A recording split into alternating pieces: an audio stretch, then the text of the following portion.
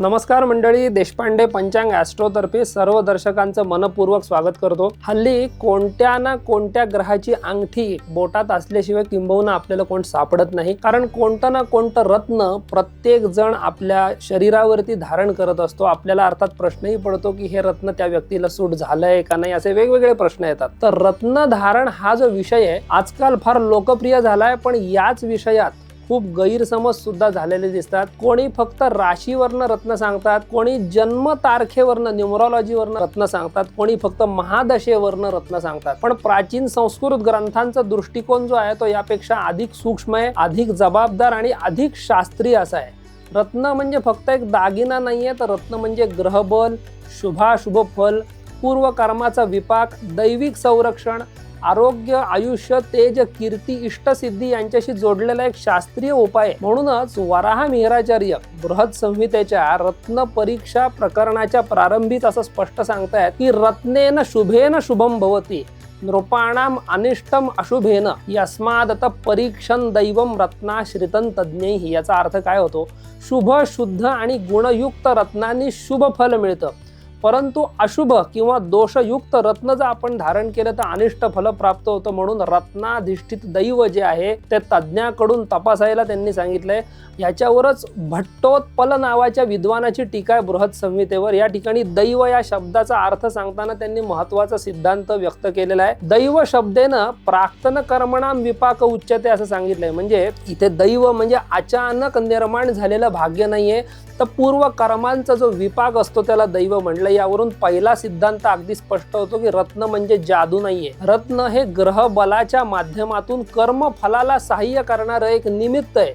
त्यामुळे रत्न धारण करण्यापूर्वी रत्न, ग्रह आणि धारणकर्त्याची कुंडली या तिन्हींची परीक्षा होणं अत्यंत आवश्यक आहे। आता रत्न धारण करण्यापूर्वी पहिला प्रश्न मनात असा येतो की रत्न खरं, शुद्ध आणि गुणयुक्त आहे का नाही हे पहिलं कसं पाहावं। बृहत संहितेमध्ये सर्व रत्नांचे सामान्य गुण सांगताना वराह मिहिराचार्यांनी एक संस्कृत वाक्य वापरलेलं आहे, स्निग्धः प्रभानुलेपी स्वच्छोर्चिष्मान गुरुस्सु संस्थानः अंतःप्रभोति रागो मणिरत्न गुणा समस्तानाम। ते सांगतात जे रत्न स्निग्ध आहे, प्रभेने युक्त आहे, स्वच्छ आहे, तेजस्वी आहे, वजनदार आहे, सुंदर आकाराचं आहे, आतून प्रकाशमान आहे आणि ज्याचा रंग गडद मनोहर आहे, ते रत्न गुणयुक्त असं मानलं जातं। उदाहरणार्थ बृहत संहितेच्या पद्म राग लक्षण अध्यायात हे सर्वसामान्य रत्नाचे गुण सगळ्याच रत्नांसाठी देऊन ठेवलेले आहेत। या वचनामध्ये रत्नाच्या परीक्षेची अत्यंत सुंदर सूत्र सांगितली आहेत। चांगलं रत्न जे असतं ते वरवर चमकणारं असतंच असं नाहीये, तर त्याच्यामध्ये अंतःप्रभा, प्रभावी ज्याला आपण म्हणतो किंवा प्रभा जी असते ती असावी लागते। ते धूसर नसावं, त्याचा रंग जिवंत असावा, हातात घेतल्यावर त्याच्यात गुरुत्व जाणवावं, आकार त्याचा सुसंगत असावा, ज्यामध्ये तेज आहे, स्वच्छता आहे, सौंदर्य आहे, नैसर्गिक प्रभा ज्याच्यामध्ये, तेच रत्न धारण करण्यासाठी अत्यंत योग्य मानलेलं आहे। यानंतर बृहत संहिता दोषयुक्त रत्नांची लक्षणं सुद्धा सांगते, म्हणजे चांगली रत्न कशी तर वाईट कशी हे पण सांगून ठेवलंय। कलुषा मंदद्युतयो लेखा किरणा सधातव खंडाहा दुर्विधान मनोज्ञाः स सरकराश्चेती मणी दोषः। रत्नाचे दोष सांगितले याच्यामध्ये। जी रत्न कलुषित आहेत, कांतीने मंद आहेत, रेषांनी भरलेली आहेत,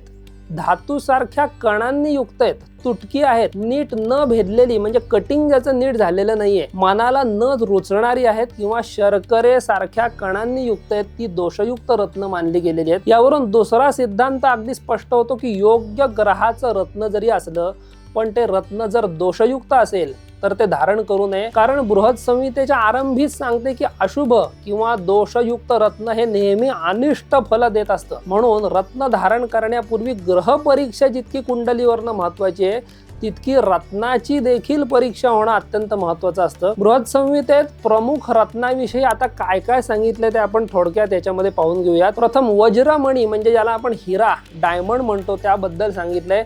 शुभ हिऱ्याचं लक्षण सांगताना बृहत संहितेत सांगितलंय, सर्व द्रव्याभेद्यम लघ्वम भसी तरती रश्मीवत स्निग्धम तडिद नल शक्र चापोपमम च वज्रम हितायोक्तम असं सूत्र आलंय। जो हिरा सर्व द्रव्यांनी अभेद्य आहे म्हणजे हार्डेस्ट मटेरियल सांगितलेलं आहे, पाण्यात हलकं भासतं किंवा तरंगतं, किरणयुक्त व स्निग्ध जे आहे, वीज, अग्नी आणि इंद्रधनुष्य यांसारखं जे तेजस्वी आहे, ते हितकारक वज्र म्हणजे असा हिरा जो आहे तो अत्यंत चांगला मानला गेलेला आहे। यातून असं दिसतं की वज्रामध्ये हिऱ्यामध्ये केवळ नुसती चमक पुरेशी नाही। आपण बऱ्याचदा हिरा किती चमकतो एवढंच बघत असतो, पण ती तेवढीच पुरेशी नाहीये, तर त्यामध्ये स्निग्धता, प्रकाश, दृढता, अंतःकांती आणि तेजस्वी प्रभा असायला लागते।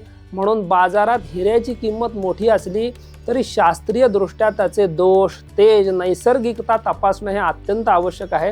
आता अशुभ हिऱ्याचे दोष सुद्धा बृहत संहितेमध्ये सांगितले। ते पुढे असं सांगतायत, काकपद मक्षिका केश धातुयुक्त आणि शर्करैर विद्धम द्विगुणाश्री दग्ध कलुष त्रस्त विशीर्ण आणि न शुभाने।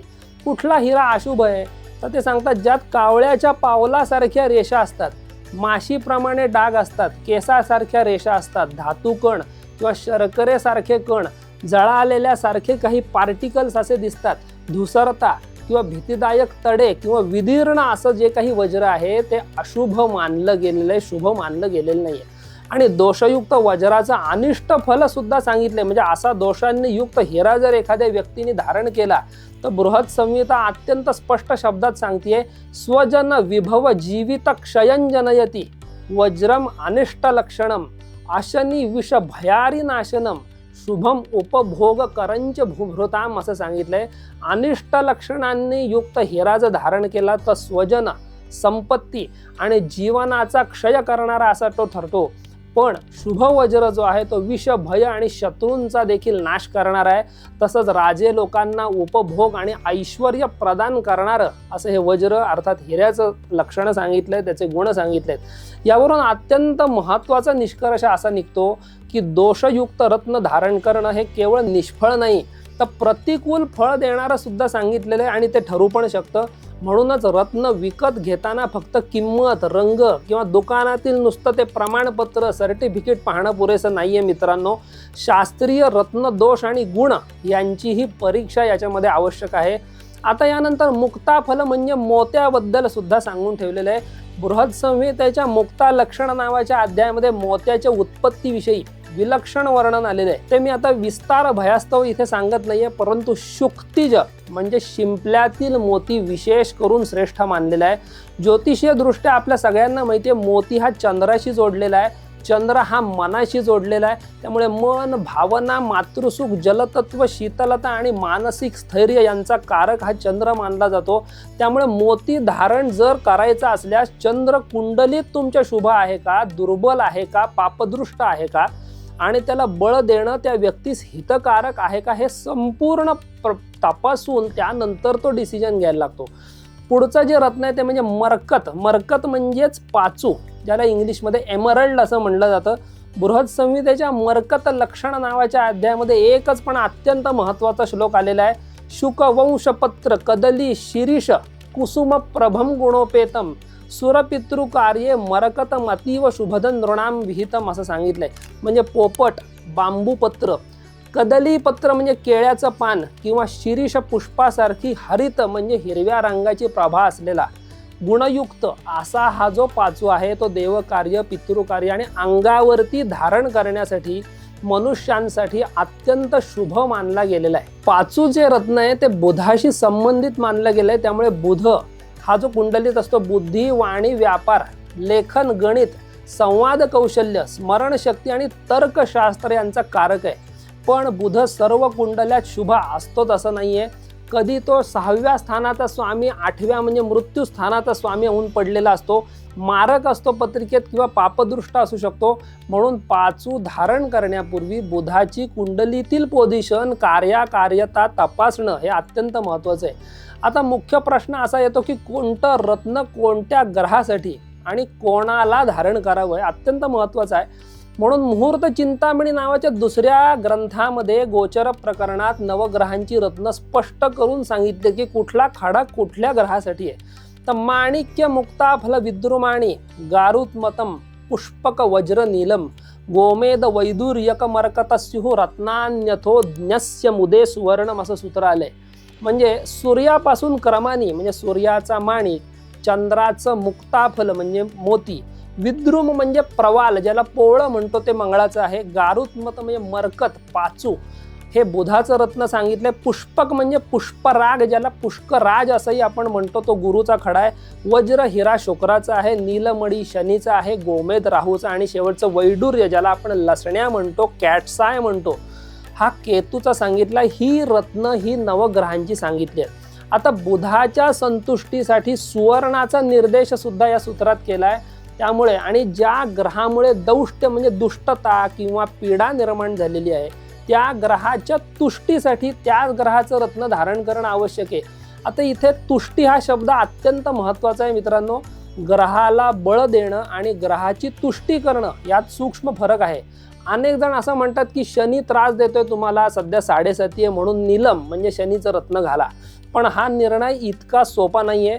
जर शनी कुंडलीत योगकारक असेल आणि दुर्बल असेल तर नीलम उपयोगी होऊ शकतो. पण शनी जर अत्यंत पापकारक पडलाय, पत्रिकेत मारक बाधक स्थानांचा स्वामी आहे, अष्टमेश किंवा द्वादशेश म्हणून त्रासदायक असेल तर नीलम धारण करणं म्हणजे त्या अशुभ ग्रहाला अजून बल देणं असं होऊ शकतं.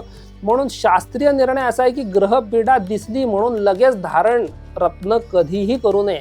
आधी त्या ग्रहाची जन्मकुंडलीतली भूमिका तपासणं अत्यंत आवश्यक आहे.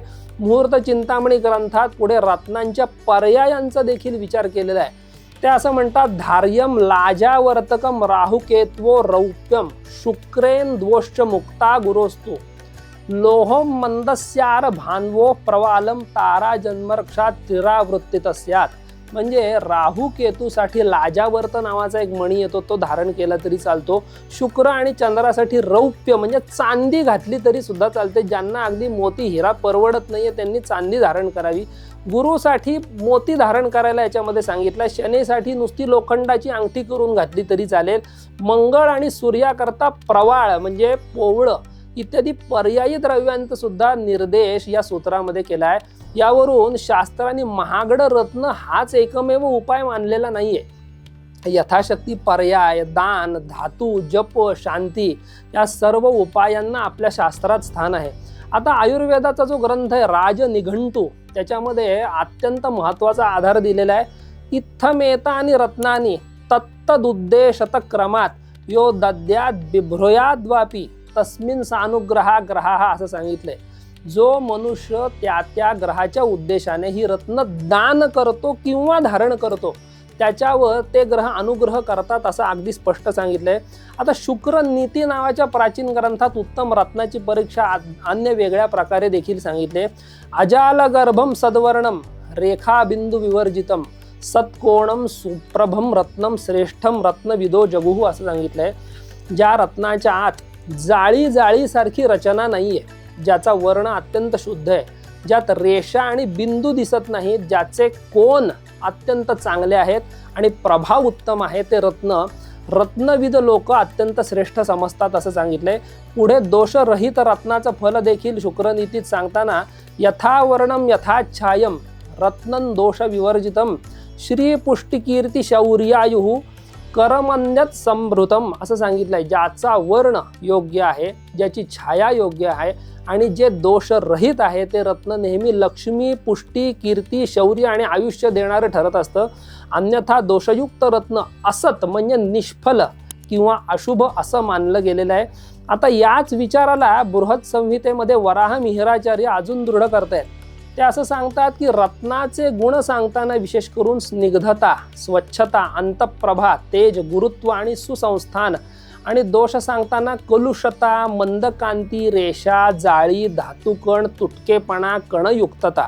म्हणून रत्न धारण करण्याचा निर्णय हा फक्त कोणता ग्रह पत्रिकेत आहे एवढाच नाहीये, तर कोणते रत्न, कशा गुणांचं रत्न, ते रत्न दोषरहित आहे का दोषसहित आहे, हा निर्णय तितकाच अत्यंत महत्त्वाचा आहे. म्हणून सर्व ग्रंथांचा एकत्रित निर्णय काय निघतो तर रत्न धारण करणं म्हणजे फक्त फॅशन नाहीये. रत्न हे ग्रहाला उद्देशून केलेलं एक शास्त्रीय विधान आहे.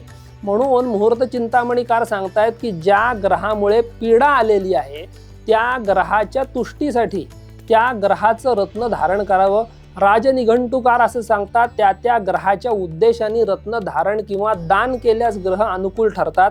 रसरत्न समुच्चय नावाचा आयुर्वेदाचा ग्रंथ सांगतो की ग्रहांच्या अनुकूलतेने रत्न मुद्रेत धारण केल्यास इष्टसिद्धी ही नक्की होते. शुक्रनीती ग्रंथ सांगतो रत्न परीक्षकांकडून तपासावं, ते दोषरहित सद्वर्ण सुप्रभ असावं.